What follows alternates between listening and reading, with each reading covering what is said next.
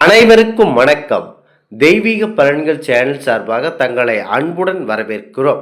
இன்று நம் காணொலியில் காண விரும்புவது முருகப்பெருமானின் கிரிவல சிறப்புகளை பற்றி இந்த காணொலியில் விரிவாக பார்க்கலாம். வாருங்கள் காணொலிக்கு செல்லலாம்.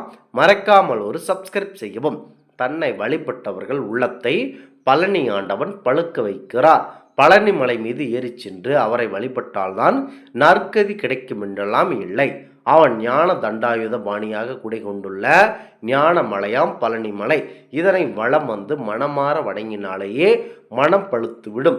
ஒரு பழம் காரணமாக உமையம்மையோடு சிவபெருமானும் சேர்ந்து மலைக்கு வந்ததனால் பைங்கலை போதும் பழனியே என்று மாம்பழ கவிஞர்களாலும் காசியை மீறிய பழனி என்று அருணகிரிநாதராலும் போற்றப்படும் பெருமை உள்ளது இந்த முருகப்பெருமானின் கோவிலுக்கு.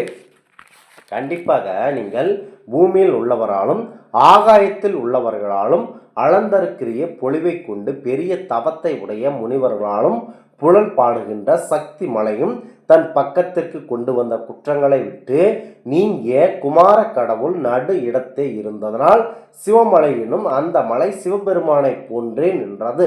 மற்றொரு பாடலில் சிறந்த சூரியனும் சந்திரனும் தன்னிடத்தில் மறுவு பெற்று பரிசுத்தமான வேலாயுதத்திற்கு தலைவராகிய சுப்பிரமணிய கடவுளும் தோன்ற நின்னாற்றலினால் சிவபெருமானும் நெற்றிக்கண்ணையும் போன்று சிவசைலம் என்று பாடுகிறார். இத்தகு பெருமை வாய்ந்த மலையை சுற்றி நடந்து வந்து வணங்குவது ஒரு தனிமை இயல்புதான். பழனி கிரிவல பாதை சுமார் 2.5 கிலோமீட்டர் தூரம் கொண்ட பாதையாக இருக்கிறது. பாத விநாயகரை வணங்கிய பின் எதிரிலுள்ள மீனாட்சி சுந்தரேஸ்வரர் கோவிலுக்கு சென்று நமக்கு பழனி என்னும் பெரிய தத்துவத்தை காட்டிய அம்மையும் அப்பனையும் வணங்கிய பின் கிரிவலம் செல்வது உத்தமம். இந்த கோவில் வழியே எதிரே கல்லாலான அழகிய மயில் சிற்பம் கொண்ட மண்டபம் இருக்கிறது.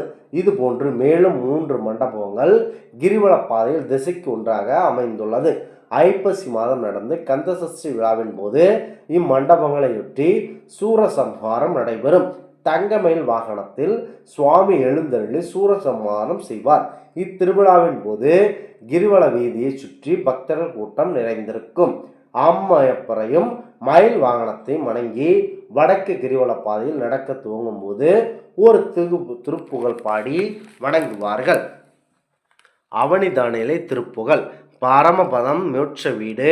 வடக்கு கிரிவல வீதியில் பயணிகள் தங்குவதற்காக தண்டாயுதபாணி நிலையம், கார்த்திகேயன் விடுதி மற்றும் சிறு குடில்கள் உள்ளன.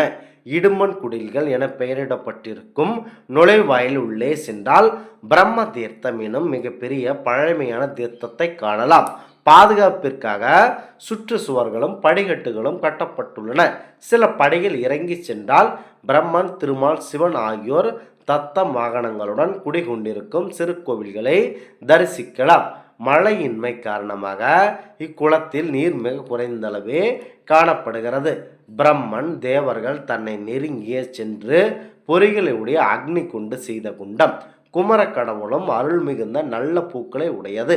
கந்தர்வர்கள், தேவர்கள், முனிவர்கள் மற்றும் அஷ்டதிக்பாரர்கள் நீராடிய பெருமை உடையது பிரம்ம தீர்த்தம். இந்த தீர்த்தத்தில் நீராடுபவர்கள் முக்தி அடைவார்கள் என்பது பழனி புராணத்தை குறிப்பில் இருக்கிறது. பழனியில் இது தவிர சூசிமுக தீர்த்தம், தேவ தீர்த்தம், அமுத தீர்த்தம், ஞான தீர்த்தம் என மேலும் 4 தீர்த்தங்கள் உள்ளன. இதில் இவையின்றி சண்முக நதி, சரவண பொகை நதி என பல இதுகள் உள்ளன. நீங்கள் நடைபாதை மேற்கொண்டு செல்லும் போது இதனை காணலாம். கிரிவல பாதையை சென்றால் மிக பெரிய புண்ணியமும் கிடைக்கும். வள்ளியை, அர்ஜுனன் பொய்கை ஆகிய பஞ்ச தீர்த்தங்கள் உள்ளன. இக்கூறுவது இடும்பன் குடில்கள் தாண்டி செல்லும் போது இடப்புறம் இடும்பன் மலைக்கு செல்லும் சாலை பெறுகிறது. இடும்பன் காவடியாக சுமந்து கொண்டு வந்த சத்தகிரியே இடும்பன் மலை என்று அழைக்கப்படுகிறது. மலையையொட்டி 2000 ஆண்டுகள் அமைக்கப்பட்ட பழனி புறவழிச்சாலை செல்கிறது. இச்சாலையில் சிவகிரி பழனி புறவழிச்சாலை செல்கிறது. இந்த சாலை சிவகிரிப்பட்டி எனும் பழைய ஆயக்குடி என்றும் கூறப்படுகிறது. இந்த தளத்தில் புராதனமான இடுமன் கோவில் அமைந்துள்ளது. மலைக்கு மேல் உள்ள இடுமன் கோவில் பிற்காலத்தில் கட்டப்பட்டதுதான். இடுமன் குளத்தையொட்டி பெரிய பாறைகள் மீது கல் தூணுங்களுடன் விளங்குகிறது.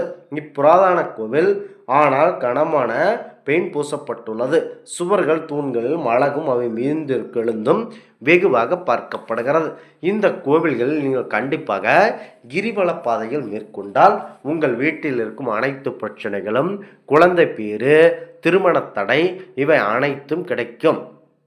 திருமண தடை நீங்கி உங்களுக்கு கண்டிப்பாக அழகான முருகனை போன்று ஒரு குழந்தை பிறக்க வேண்டுமென்றால் முருகன் கோவிலுக்கு கிரிவல பாதை மேற்கொண்டால் கண்டிப்பாக உங்களுக்கு நல்ல மோட்சம் கிடைக்கும். எப்படி சிவபெருமானுக்கு அண்ணாமலையார் கோவில் அந்த அளவு சிறப்பு மிக்கதோ அதுபோல முருகப்பெருமானுக்கு பழனிமலையும் அவ்வளவு சிறப்பு மிக்க கோவிலாக இருக்கின்றது.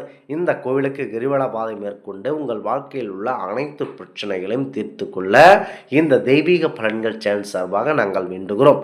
மீண்டும் ஒரு நல்லதொரு காணொளியில் உங்களை சந்திக்கிறோம். நன்றி, வணக்கம்.